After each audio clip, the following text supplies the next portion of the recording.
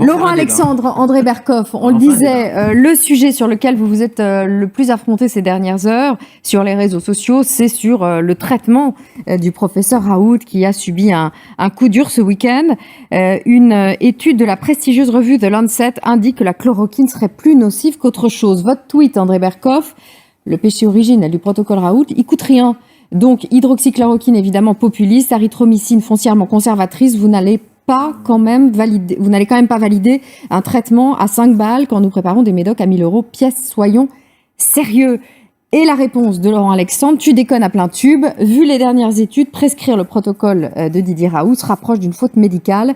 On ne va pas sacrifier des patients pour l'ego des fanatiques de l'hydroxychloroquine. Laurent Alexandre, on est dans une bataille d'ego ou sur la pertinence d'un traitement avec cette étude de The Lancet, on va s'y arrêter dans un instant.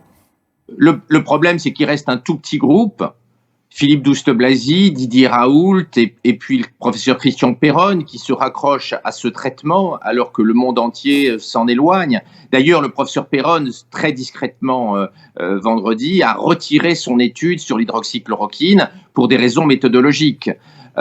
L'étude du Lancet, elle n'est pas une preuve définitive parce que ce n'est pas une étude prospective randomisée, mais elle porte sur 96 000 malades sur 671 hôpitaux sur 5 continents. C'est une étude très solide, publiée dans la plus grande revue médicale au monde, et elle est très inquiétante. Donc, en attendant qu'on ait les essais cliniques randomisés prospectifs qui vont arriver, il est raisonnable de limiter la prescription du protocole Raoult parce qu'il y a là une vraie inquiétude. On ne peut plus exclure que le protocole de Didier Raoult augmente la mortalité par rapport aux soins standards. C'est très grave d'augmenter la mortalité par un traitement. Donc, il faut être très prudent. Nous n'avons pas la preuve définitive que le traitement du professeur Raoult est nocif au travers de cette étude, mais nous avons des indices extrêmement inquiétants et je regrette que la question soit politisée. Les amis politiques d'André Berkoff m'ont insulté et m'ont traité de vieux sénile. André Berkoff aussi m'a traité de vieux sénile ce week-end. Non, c'est pas un problème politique, c'est un problème médical. Quand une étude de cette taille montre des indices aussi graves et aussi inquiétants, il faut être très prudent. Et oui, je le dis, compte tenu de l'étude du Lancet, il faut faire attention. Il ne faudrait pas que pour épargner l'ego des fanatiques de Didier Raoult, on sacrifie des malades. Or là, on a des indices inquiétants, même si l'étude du Lancet ne permet pas de trancher définitivement. Donc il faut être vigilant. Il est là le problème. Laurent Alexandre, pardonnez-moi. Il est là le problème, c'est-à-dire que l'étude du Lancet, elle ne clôt pas le débat. C'est-à-dire que certains, et même beaucoup, à partir de vendredi, quand ça a été publié, on dit ça y est, l'affaire est entendue, enfin une étude, 96 000 malades sur 6 continents, 671 hôpitaux. Donc c'est une étude conséquente, il y a beaucoup de malades, elle montre une surmortalité dans le groupe hydroxychloroquine avec ou sans association d'antibiotiques, mais elle ne clôt pas le débat pour 2 raisons. Premièrement, méthodologiquement, elle est rétrospective, donc on pourrait faire les mêmes critiques méthodologiques ou en tout cas des critiques similaires à celles qu'on a faites pour le professeur Raoult. Donc si on veut être stricto sensu, puriste sur le plan méthodologique, elle est rétrospective, il faudra attendre des études prospectives, des vrais essais cliniques, ce qu'on a reproché au professeur Raoult. Et la deuxième chose, c'est, et là aussi les défenseurs de Raoult et Didier Raoult disent l'hydroxychloroquine doit être donnée à une phase précoce. Or, là, c'est donné à des patients déjà hospitalisés avec une mortalité dans le groupe contrôle, c'est-à-dire sans médicaments, qui est de 9%. C'est-à-dire qui est considérable. Ça veut dire que c'est déjà chez des malades qui sont graves. Et donc, c'est ce que commencent déjà à dire les pro-Raoult en disant, mais attendez, les malades, on a toujours dit qu'il fallait pas attendre qu'ils se dégradent pour donner l'hydroxychloroquine. Donc moi, ce que je peux regretter encore une fois dans cette histoire-là, c'est que Raoult ou d'autres n'aient pas fait depuis 3 mois qu'on se déchire là-dessus sur un sujet qui est médical, c'est devenu un sujet politique et c'est devenu, je suis d'accord, un sujet fanatique. On n'est toujours pas été foutu de faire une étude méthodologiquement correcte qui tranche le débat. André Berkoff, je vous laisse la parole cette fois-ci. Moi, je ne voudrais pas non plus que, effectivement, les égos des anti-Raoult obsessionnels fassent aussi des milliers de morts. Je m'explique. Dans Sud Radio, dans 2 heures, nous allons être avec des médecins et on va voir pourquoi, et d'ailleurs le docteur Kierzek l'a dit, mais il l'a pas dit dans ces termes, mais moi je le dis dans ces termes, et je ne suis pas médecin, donc ce n'est pas moi qui vais trancher, mais des médecins, pourquoi l'étude de Lancet est bidon. J'emploie le mot exprès, elle est bidon. Et on le sait. L'histoire, moi je ne défends pas, je ne suis pas compétent pour dire c'est le protocole Raoult qui est bon ou pas. Je n'en sais rien, on verra. Mais quand on dit qu'il n'y a plus qu'un petit groupe qui croit à ça, alors que des milliers de gens, à travers des dizaines de pays, emploient cela, je ne parlerai même pas de Trump, hein, et de son emploi d'hydroxychloroquine. Je dis simplement que du Maroc à l'Inde et un peu partout, on voit très bien que l'hydroxychloroquine se porte plutôt bien, merci. Mais au-delà de ça, il faut quand même le dire. Vous comprenez, il y a un problème, il faut le poser, parce que j'ai vu l'avalanche des médecins qui passaient. Et je voudrais, les médecins ont tout à fait le droit, et au contraire le devoir, de travailler avec des laboratoires. Mais vous savez très bien qu'à partir de... Oh là là, ça coupe encore, André. André, il faut que vous bougiez moins, je pense. Pardon, j'en profite, du coup, Laurent Alexandre. L'étude du Lancet est bidon, dit André Berkoff. Oh ben l'argument des populistes et du groupe de fanatiques qui sont autour de Berkoff sur cette affaire-là, c'est que l'étude du Lancet est bidon, que le Lancet est vendu et que tous les experts sont vendus. C'est honteux de dire ça. Moi, je jure sur l'honneur que je n'ai aucun conflit d'intérêt ni avec les producteurs de l'hydroxychloroquine, ni avec les compétiteurs de l'hydroxychloroquine. Je le jure sur l'honneur. Ce que je dis sur le protocole Raoult n'est pas acheté par Gilead, par les laboratoires, c'est simplement ma conviction de médecin et ma conviction de spécialiste de l'évaluation du médicament. Donc il faut arrêter de dire que cette étude, dans la plus grande revue médicale au monde, est bidon. Elle a des faiblesses méthodologiques que les essais prospectifs vont trancher, mais dire qu'elle est bidon, c'est du complotisme honteux et c'est ridicule. Et je m'excuse, mais je vais dire à André Berkoff que quand on ne connaît rien à l'évaluation du médicament, on ne parle pas d'évaluation du médicament. Il y a un moment où il faut arrêter. La prochaine étape, c'est que André Berkoff va parler de la physique des trous noirs. Attendez, André, on ne vous entend pas. On ne vous entend pas. Je vous vois vous agiter. Restez, voilà, un peu en retrait parce que malheureusement ça coupe. Et André Berkoff, si je peux répondre à votre place, André, vous disiez dans un instant que vous échangeriez justement avec des médecins dans votre émission. Elisabeth, alors que les spécialistes voudraient sans doute pas qu'on en parle dans ces termes, et je vois Gérald bondir, il y a des moments où on se demande qui va donc gagner le match de la chloroquine, parce qu'on voit bien on voit bien qu'il y a les pros, les anti-Raoult, et que c'est au-delà du médical aujourd'hui. Voilà, ce que je trouve très triste, et vous disiez cette étude ne clôt pas le débat. Je fais un pari, docteur. Rien ne clôturera ce débat. On est dans un tel degré d'irrationalité. On est dans la croyance. On est très au-delà de la science. On a les pros et les antis qui effectivement se font face avec des arguments qui se percutent. Sans aucune chance, jamais de se convaincre mais surtout, les uns des autres. Pardon. Si l'épidémie ne permet plus de monter les essais Pardon, je finis, docteur.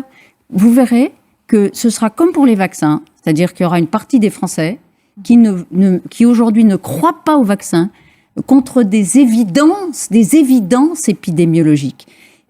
Absolument irréfutable. Eh bien, je pense que l'affaire du professeur Raoult, dont je ne sais pas dire, moi, si elle est bonne ou elle n'est pas bonne, mais ce que je crois pouvoir dire, c'est que rien ne clôturera cette confrontation entre les Et ça, c'est grave pour la médecine, puisque c'est un retour à l'obscurantisme, bien sûr. Très triste. Mais une question, pourquoi l'étude qui devrait normalement dire oui ou non si ce traitement est efficace, est-ce qu'elle a été lancée ?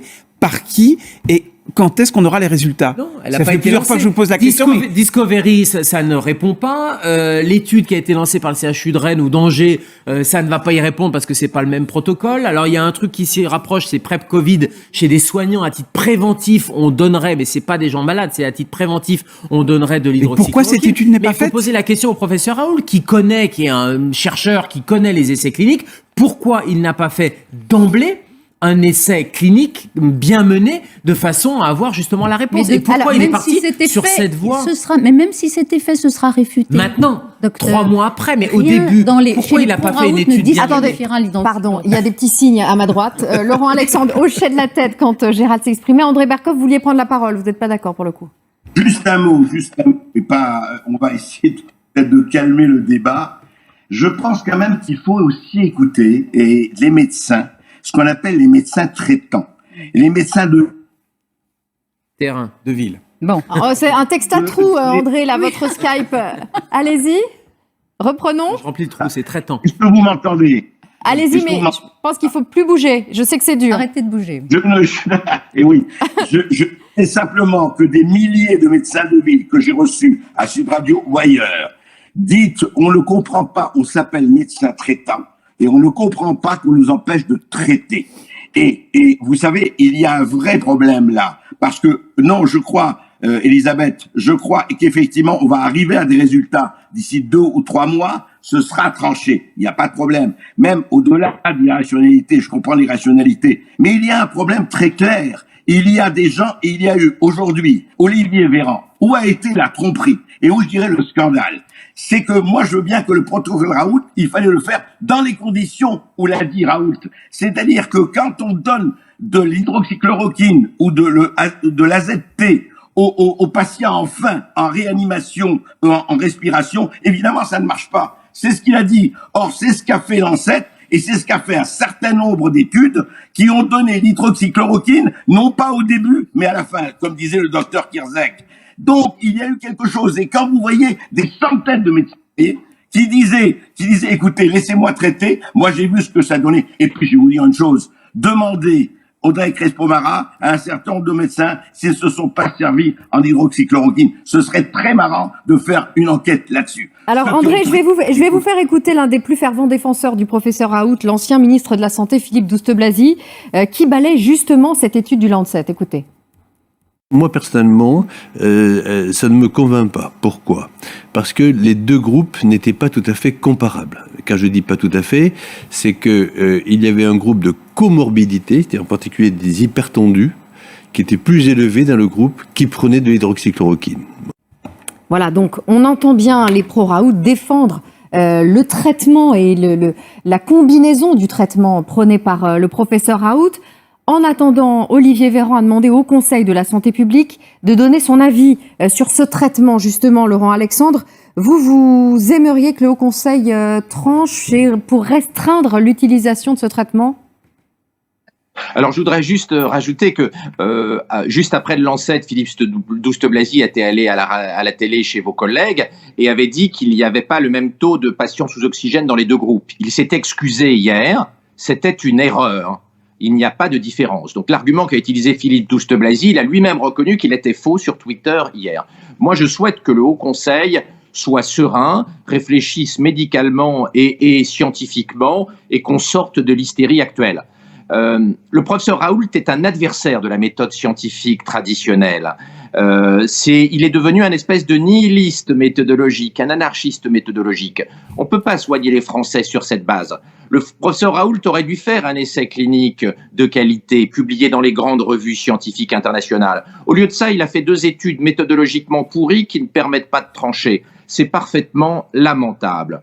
D'ailleurs, à la suite du Lancet, il y a quelqu'un qui ne s'est pas trompé, c'est Ségolène Royal, qui avait demandé qu'on généralise la chloroquine il y a quelques semaines et qui a retiré ces 2 tweets en urgence après la sortie du Lancet, ces 2 tweets réclamant la généralisation de la chloroquine. Elle a bien compris quand même que l'étude du Lancet pose quelques problèmes pour la santé des Français. André Berkoff, je vous vois vous marrer, dites-nous. Je ne peux pas me marrer parce que je suis content qu'après avoir cité les scientifiques, Alexandre cite Ségolène Royal, qui, comme Chalin Cassé, est prix Nobel d'infectiologie. Non, je crois qu'il faut être sérieux. Je pense qu'il y a les obsessionnels anti-Raoult, qui sont vraiment des obsessionnels, pour des questions d'ego et autres. Et puis, je vais vous dire, André, derrière ça, je ne parle pas d'Alexandre, pas le problème. C'est Alexandre n'est pas un spécialiste d'infectiologie, ni d'épidémiologie. C'est pas le problème. Le problème, c'est qu'on ne me dise pas que derrière, et c'est vraiment pas complotiste, quand on sait que Gilead lance Remdesivir, quand on sait que les gens qui ont trouvé, et là il y a des noms, mais on va pas les citer là, qui ont venu dire que le protocole Raoult était écœurant, et que ces mêmes personnes, médecins, etc., émargent et font partie du conseil d'administration de Gilead ou d'Abbott, qui sont évidemment... Qu'est-ce que vous voulez? Quand il y a quelque chose qui peut-être marche pas, mais qui vaut 10 €, et quand on va lancer sur le marché un médicament à 1000 ou 1500 €, vous comprenez? On ne peut pas exclure ça, on ne peut pas dire qu'il n'y a pas conflit d'intérêt, on ne peut pas jouer « Ah, la science est scientifique », on veut savoir. Et c'est la transparence. Quel médecin émarge à des laboratoires? Quels médecins? Et il y en a qui sont payés par les laboratoires. Je n'ai rien contre, mais qu'ils le disent. C'est la transparence et ça me paraît absolu. Sinon, on parle de quoi? On parle de rien. Laurent Alexandre, c'est une histoire, selon vous, d'argent aujourd'hui et de marché et de traitement plus ou moins cher? Absolument pas. Cette histoire folle a débuté parce que Didier Raoult a réalisé 2 études méthodologiquement complètement pourries, d'ailleurs qu'il ne peut pas publier dans des vraies revues scientifiques internationales parce que personne n'en veut. Vous avez remarqué que les études de Raoult n'ont pas été publiées dans les grandes revues scientifiques internationales. Vous imaginez bien qu'un traitement contre cette maladie aurait immédiatement été publié dans les grandes revues internationales. Or, Raoult n'a pas réussi à publier ces 2 études dans des vraies revues. Ce sont 2 torchons, les études de Didier Raoult. Ce sont vraiment méthodologiquement un retour en arrière. Il faut maintenant qu'on fasse de la vraie science pour trancher définitivement cette affaire-là et faire comme Berkoff, prétendre que tout le monde est vendu et qu'il y a un complot en faveur de Gilead, c'est complètement idiot parce que le remdesivir n'a quasiment aucun effet et personne ne s'en sert et il est hors de question de proposer la généralisation de la molécule de Gilead. Donc vraiment, c'est du complotisme de bas étage. Personne ne travaille pour le remdesivir puisque tout le monde sait que le remdesivir a une efficacité extrêmement limitée. Le drame, c'est qu'aujourd'hui, nous n'avons pas de traitement, en dehors de la réanimation, nous n'avons pas de traitement contre le Covid-19, ni le protocole Raoult, ni le remdesivir n'ont une efficacité qui a été prouvée. Il va falloir continuer à chercher pour trouver des médicaments et puis pour trouver un vaccin, je l'espère rapidement. Mais pour faire ça, il faut faire de la vraie science et pas faire de la patascience comme a fait Raoult dans ses 2 études. Merci, messieurs. La prochaine fois, vous viendrez nous rejoindre. Je sais que vous êtes loin de nous pour l'instant, mais André Berkoff, je vous laisse préparer votre émission. Laurent Alexandre, vous êtes à Bruxelles. Merci à tous les 2. Merci infiniment d'avoir été en direct avec nous.